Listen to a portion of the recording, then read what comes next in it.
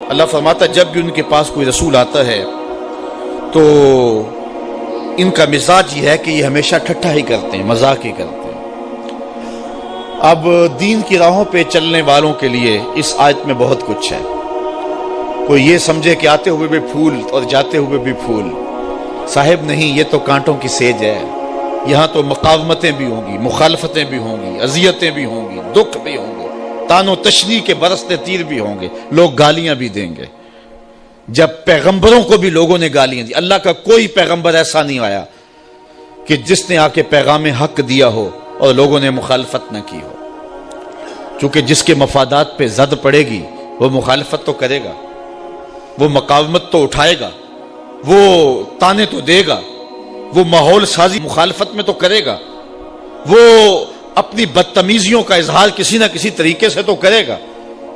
تو صاحب جب پیغمبروں کو بھی لوگوں نے معاف نہیں کیا ہے، جب پاک باز ہستیوں کو جو وحی کے اجالے لے کر کے آئے ان کو بھی گالیاں لوگوں نے دی ہے، تو آج اگر مبلغ راہ حق میں تکلیف سہتا ہے تو اسے ازردہ نہیں ہونا چاہیے، بلکہ اس بات پہ خوش ہونا چاہیے کہ میں بھی پیغمبروں کی سنت ادا کر رہا ہوں۔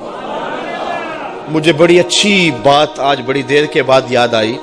ایک زمانہ تھا جب درس قرآن کا نیا آغاز ہوا تو لوگوں کا رجحان ہوا، تو ہماری بستی کی حالت تو خستہ ہی تھی، لیکن کچھ لوگ جب راغب ہوئے تو ایک صاحب نے ایک شوشہ چھوڑا اور اس نے کہا کہ اس شخص کے پاس جادو ہے اور جو جادو کر کے لوگوں کو اپنے قریب کر لیتا ہے۔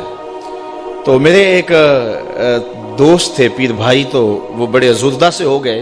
اب تو برداشت کی سکت سب میں ہے، چونکہ روز جو ہو رہا ہے ہمارے خلاف تو اب تو عادت بنتی جا رہی ہے، لیکن اس زمانے میں بڑا مشکل تھا۔ تو اس نے کہا جی فلاں نے آپ کو جادوگر کہا ہے۔ تو میں نے کہا اچھا، حضور کی یہ سنت بھی ادا ہوگی، چونکہ حضور کو بھی جادوگر کہا گیا تھا۔ میرے ایک استاد ہیں، وہ مجھے ایک دن آ کے کہنے لگے کہ کچھ لوگ کہتے ہیں کہ رضا ثاقب کے پاس تسخیر قلوب کا وظیفہ ہے، اور وہ صبح فجر کے وقت جب سورج چڑھا ہوا ہوتا ہے تو سورج کی جانب منہ کر کے پڑھتا ہے، اور اس کے والد صاحب نے اسے بتایا ہوا ہے، تو اتنے لوگوں کا جو ہجوم ہے اس کے پاس یہ اس وظیفے کی وجہ سے ہے۔ تو میں نے کہا استاد جی اگر آپ اجازت دیں تو اس مرتبہ مصطفی اجتماع میں وہ وظیفہ بتا ہی نہ دوں سب کو۔ تو میں نے ان کو کہا کہ میں اس مرتبہ بتاؤں گا، تو خیر مصطفی اجتماع کے اوپر جو کیفیت تھی تو بات ادھر نہ آ سکی اور میں وہ وظیفہ نہیں بتا سکا۔ تو چلو آج میں بتا دیتا ہوں۔ وہ وظیفہ یہ ہے کہ جس نے یہ بتایا ہے کہ فجر کے بعد پڑھتے ہیں، اس کو مغالطہ لگ گیا، میں فجر کے بعد نہیں پڑھتا۔ وہ وظیفہ شروع ہوتا ہے ظہر کے وقت اور ختم ہوتا ہے جا کے رات 2 بجے، اور وہ ایک جگہ بیٹھ کے نہیں پڑھنا پڑتا۔ وہ کبھی گجرانوالا، کبھی سیالکوٹ، کبھی راول پنڈی، کبھی ساہیوال، کبھی ہڑپے، کبھی کراچی، کبھی بیرون ملک، کبھی مسجد میں، کبھی ہال میں، کبھی گلی میں، کبھی بازار میں۔ اور وظیفہ پڑھنے کے بعد بس چپکے سے گھر لوٹ جاؤ، پھر کن انکھیوں سے نہ دیکھو کہ پیچھے کوئی خدمت کرنے والا آ رہا ہے یا نہیں آ رہا، اور پھر چپکے سے گھر چلے جاؤ، آرام سے سو جاؤ۔ 6 ماہ وظیفہ کر کے دیکھ لو، زمانہ تمہارے قدم بھی چومے گا۔ تو یہ آسان سا وظیفہ ہے، اسے کرو، محنت کرو، یہ ہے تسخیر قلوب کا وظیفہ۔ تو حق کی راہوں پہ چلو گے تو لوگ کیا کچھ نہیں کہیں گے، گالیاں بھی ہوں گی، بلکہ اب تو گالی سے بات گولی تک جا پہنچی ہے۔ پہلے لوگ اپنے نظریے کو منوانے کے لیے دلائل دیتے تھے، پھر ممبر و محراب سے گالیاں شروع ہو گئیں، اور اب تو بات گولی تک پہنچی ہے، خود کش دھماکے تک پہنچ گئی ہے۔ میرے نظریے کو نہیں مانتے، میری فکر کو نہیں مانتے تو میں خود کش دھماکے سے اڑا کے رکھ دوں گا تمہیں۔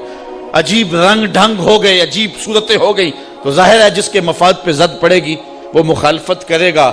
وہ کیا کسی نے کہا تھا کہ لوگ تو فنکار ہیں اس درجہ کے پل بھر میں، سنگے در کعبہ سے بھی اصنام تراشے، تم کون ہو اور کیا ہے داغ کبابی، لوگوں نے تو مریم پہ بھی الزام تراشے۔ لوگوں نے تو پیغمبروں پہ، پیغمبر زادیوں پہ، پیغمبر زادوں پہ اور پیغمبروں کے باپوں پر بھی تان و تشنیع کے تیر برسائے۔ آپ تاریخ نبیوں کی پڑھ کے دیکھ لیں تو مبلغین راہ حق میں دین کا پیغام لے کر چلنے والے، حالات کی تلخیوں اور سختیوں سے گھبرانا نہیں ہے۔ یہ سورہ یاسین ہمیں سبق دے رہی ہے، تم کس کھیت کی مولی ہو، یہاں تو پیغمبروں کو گالیاں دی جاتی رہی ہیں، یہاں تو پیغمبروں کی جو ہے وہ تدحیق کی جاتی رہی ہے۔